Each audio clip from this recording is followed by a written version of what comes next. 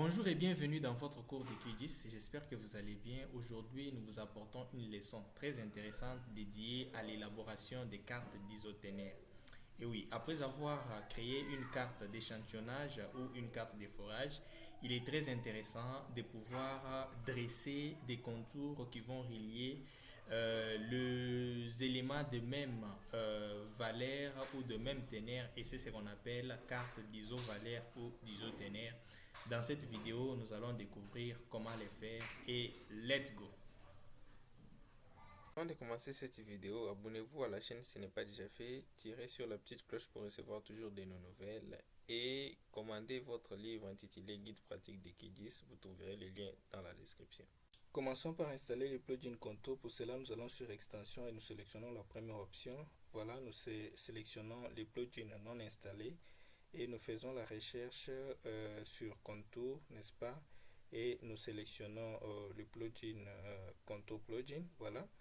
Et puis nous allons cliquer sur les boutons démarrer l'installation et nous patientons un tout petit peu jusqu'à ce que l'extension soit installée et apparaisse sur notre interface graphique, et c'est ce qui va se passer. Checkmat, l'extension ou le plugin est bel et bien installé et il va bientôt apparaître sur notre interface graphique, et tout ce que nous avons à faire c'est de cliquer sur ajouter, et voici l'extension. Pour cela nous allons sur couche et nous allons ajouter une nouvelle couche, particulièrement une couche de texte, voilà. Et nous allons cliquer sur nom du fichier pour aller rechercher le fichier Excel CSV avec laquelle nous allons créer notre carte d'isothénaire. Voilà, nous la sélectionnons et nous devons choisir le format du fichier qui correspond bien à l'affichage du tableau, et vous allez les remarquer que c'est le troisième format du fichier personnalisé d'ailleurs qui va mieux afficher nos données et les colonnes bien séparées. Voilà, nous allons sélectionner la troisième option et bien cocher le point virgule. Voilà, et un autre élément à assurer, c'est évidemment la géométrie. Nous allons correspondre les champs X à la longitude et les champs Y à la latitude.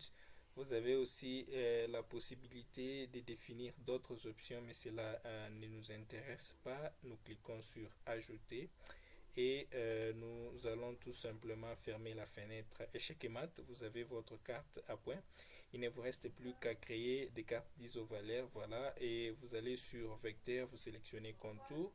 Voilà, alors vous allez tout simplement ajouter les étiquettes ou la composante qui va vous permettre de créer les isovalaires. Voilà, nous allons faire des isovalaires, des courbes d'isovalaires à partir de la ténère moyenne. Pour cela, nous sélectionnons la ténère moyenne.